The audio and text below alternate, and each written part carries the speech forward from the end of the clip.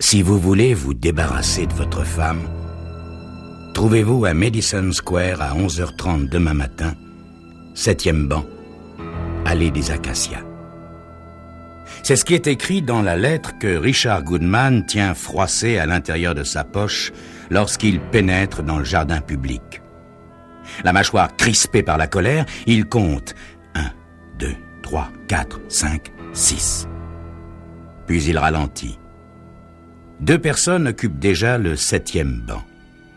Un homme jeune, genre cadre dynamique, regarde sans cesse sa montre.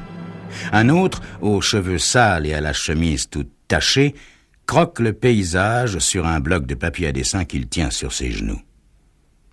Goodman s'assied à l'extrémité du banc. Il ajuste le pli de son pantalon flambant neuf et regarde un par un les gens qui l'entourent. Il n'a montré cette lettre à personne. Il ne sait pas encore s'il s'agit d'une blague ou s'il a été contacté par un assassin professionnel. « Bon Dieu, se dit-il, il faut que j'en ai le cœur net. » Il cherche en vain parmi les passants le visage familier d'un copain, amateur de canulars. Peut-être même va-t-il surgir et lui taper sur l'épaule avec un « Alors vieux, avoue que tu y as cru, hein ?»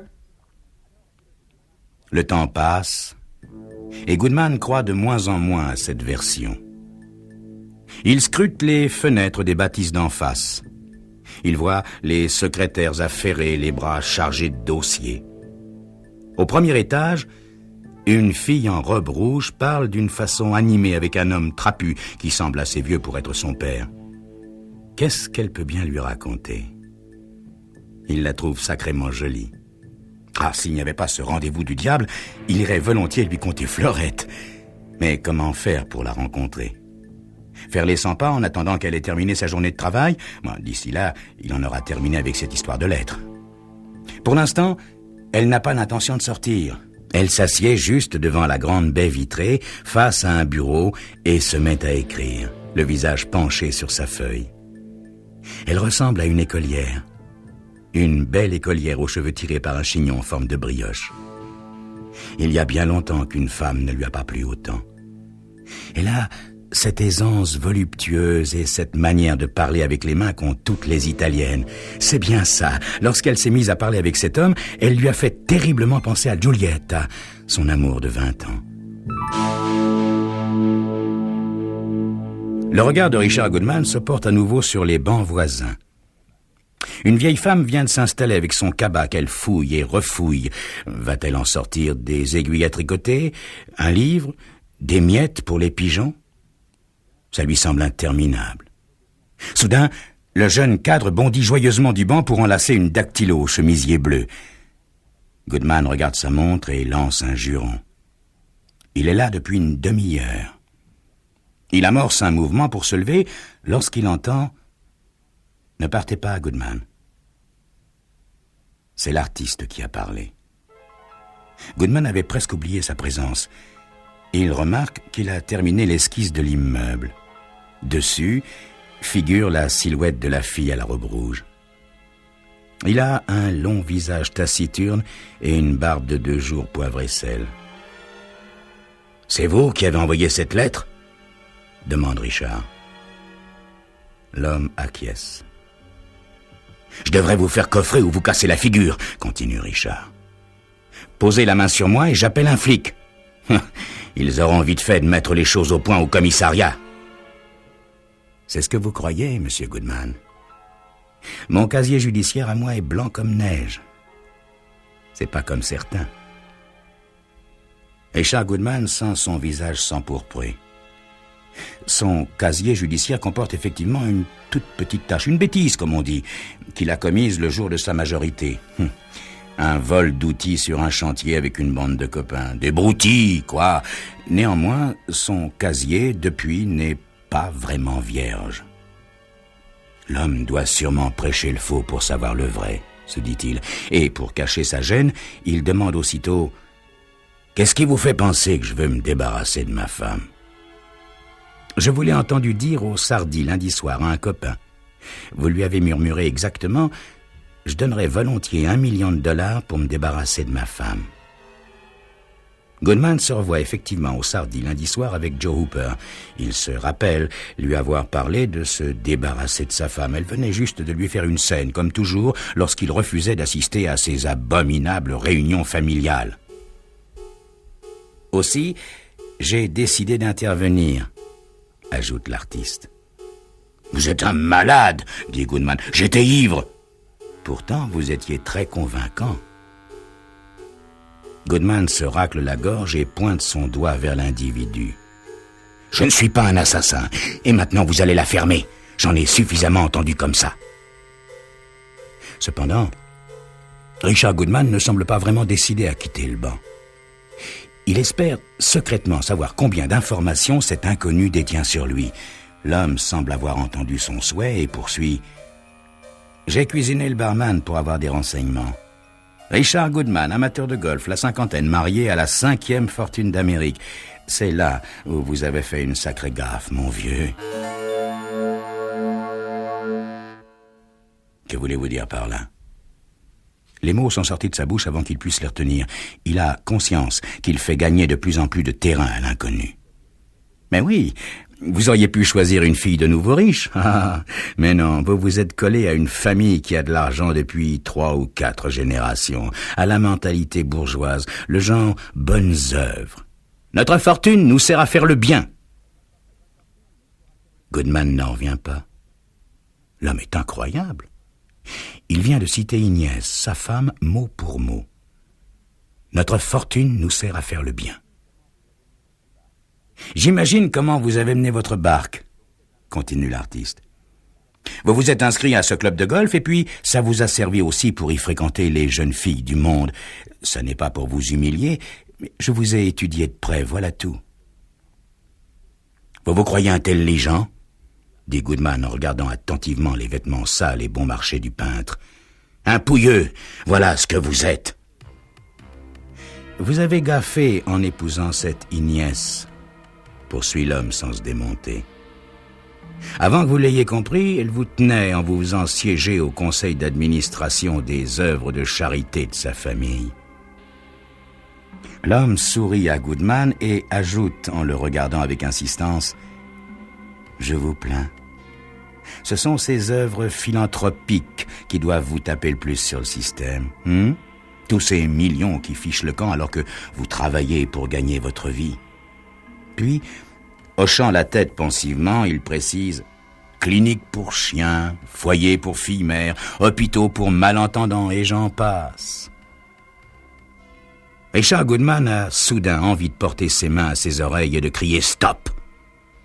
L'énumération que fait le peintre lui porte le coup de grâce. Inès, ce matin même, n'a-t-elle pas envoyé un chèque de $100,000 à l'hôpital Harris des sourds-muets, c'est-à-dire le double de cette voiture qu'il rêve de s'acheter depuis des années et qu'elle lui refuse sans cesse. Pourtant, il réussit quand même à dire « Ce sont des causes très valables, mais ça vous passe complètement au-dessus de la tête, bien sûr. » L'artiste sourit d'une façon ironique et le regarde dans les yeux. Goodman ne peut plus soutenir son regard et tourne la tête vers la vieille dame au cabas et s'aperçoit qu'elle n'a toujours pas trouvé ce qu'elle cherche depuis tout à l'heure. Elle doit être complètement folle, se dit-il. Tout semble basculer pour lui.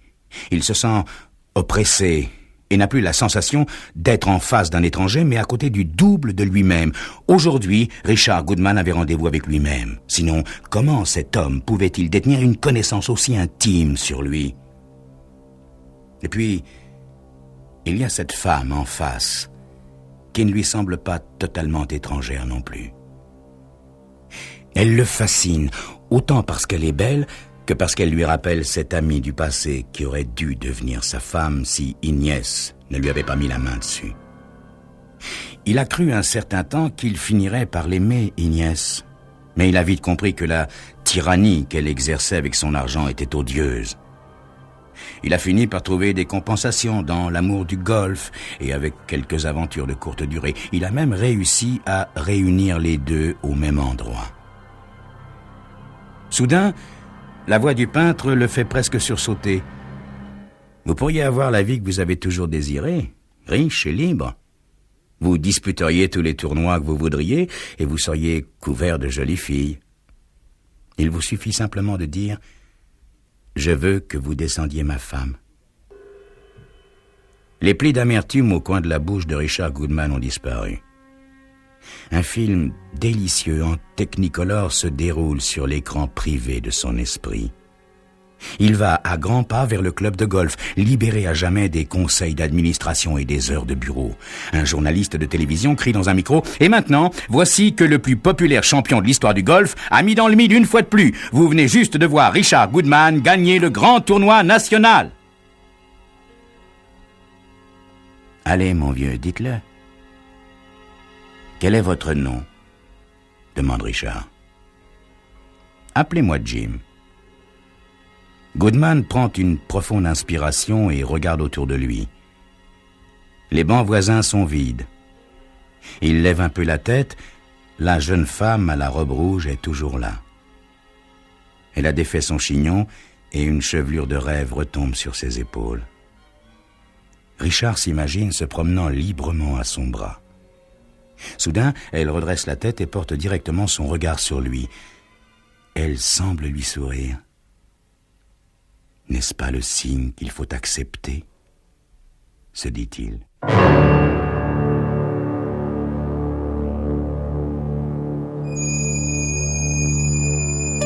Tout bascule pour Richard Goodman. Le regard de la belle inconnue en robe rouge va-t-il faire de lui un meurtrier? Ou va-t-il se reprendre? Patience. Vous le saurez dans quelques instants.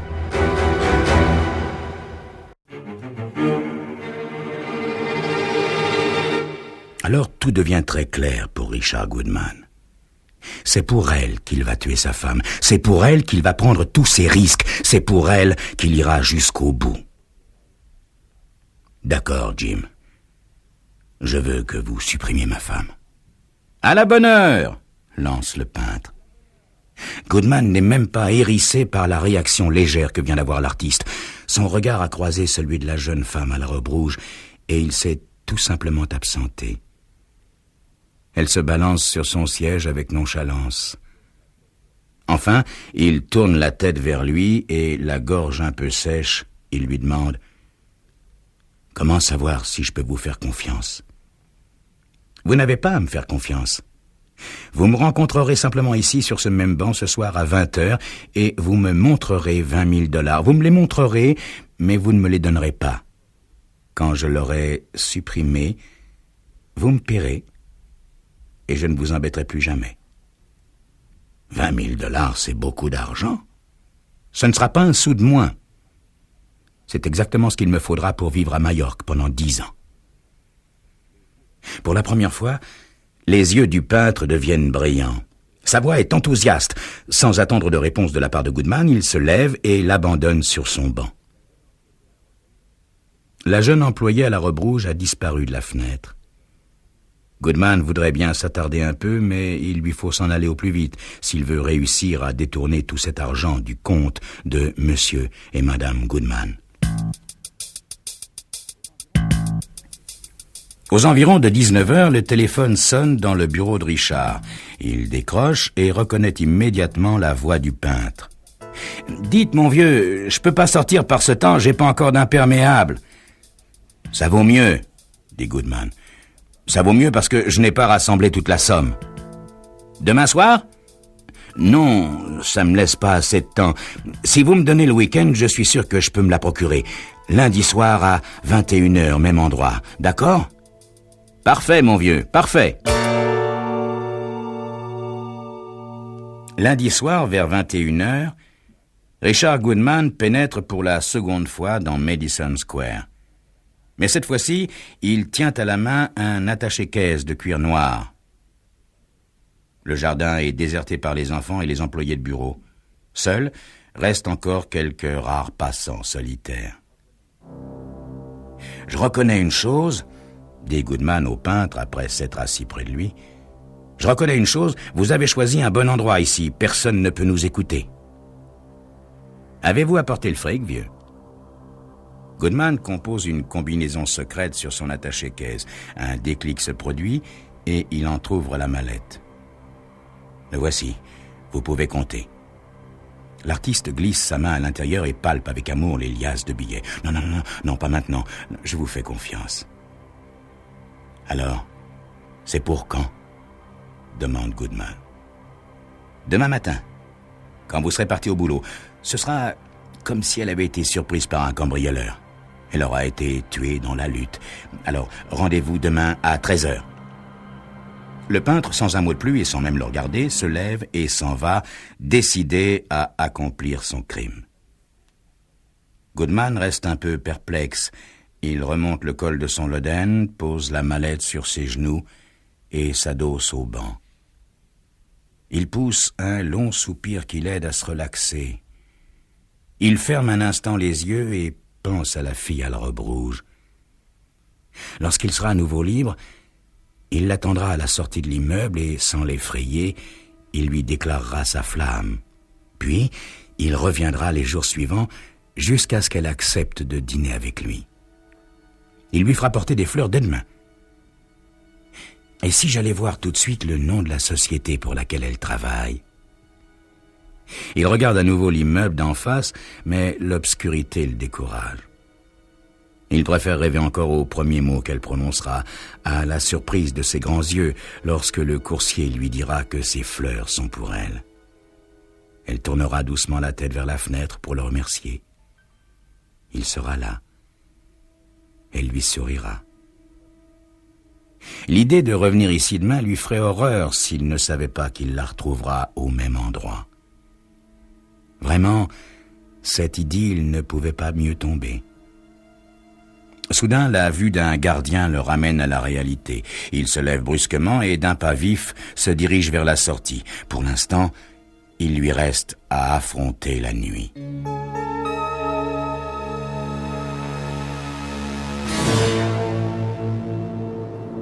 Le lendemain, Jim, le peintre, est déjà là, toujours avec son bloc de feuilles qu'il a à présent sérieusement entamé.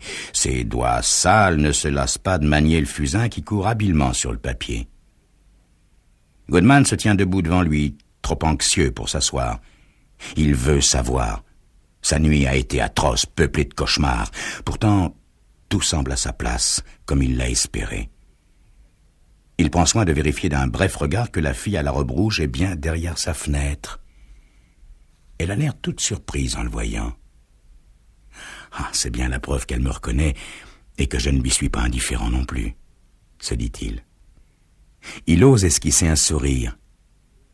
Elle disparaît. Sans doute est-elle intimidée.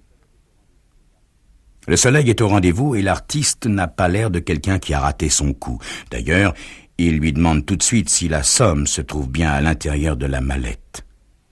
Richard acquiesce et ne peut s'empêcher de le questionner. Alors? En guise de réponse, le peintre tire l'attaché-caisse vers lui. Avant de le laisser en prendre possession, Richard compose le code secret et le dépose sur les genoux de Jim. Jim s'émerveille. Il est dépassé par l'émotion en découvrant les liasses bien ordonnées. Il lui faut un certain temps pour se saisir des billets, puis il se met à compter frénétiquement. « Dépêchez-vous !» lui dit Goodman. « J'aurai fini de compter dans 1 minute !» répond-il, et il ajoute « Fichtrement costaud, votre femme, hein? Je l'ai finalement achevé avec votre canne de golf numéro 4. » Richard Goodman n'éprouve pas le moindre remords. Il est au contraire soulagé par ce que vient lui annoncer le peintre.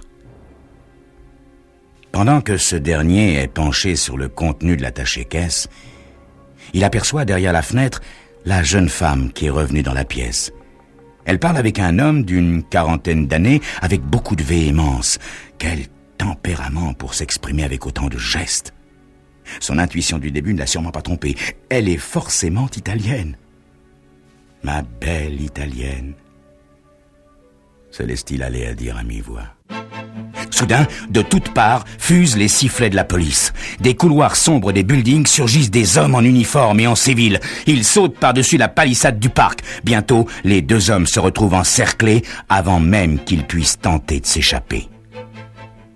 Des policiers embarquent le peintre, tandis que Ted Grims, l'agent chargé de l'affaire, s'approche de Goodman, une cigarette à peine entamée entre les lèvres. Nous avons été sur votre piste depuis le début grâce à cette fille qui travaille au premier étage pour l'association d'aide aux malentendants, justement subventionnée par votre femme. Elle-même est sourde muette. Vous savez comme moi que les gens souffrant de cette infirmité ont un mode de communication qui leur est propre, n'est-ce pas? Ils s'expriment à l'aide de leurs mains, par gestes, et ils savent lire sur les lèvres. Elle regardait par la fenêtre de son bureau jeudi dernier et vous a surpris en train de dire « Je désire que vous supprimiez ma femme ».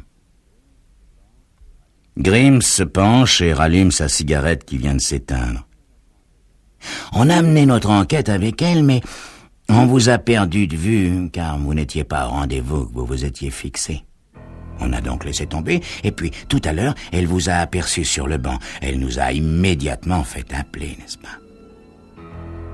Avant de grimper dans le fourgon, Richard Goodman jette un œil au premier étage. La fille est là, toute de rouge vêtue, debout contre la vitre. Elle le fixe avec un regard d'une intensité extraordinaire.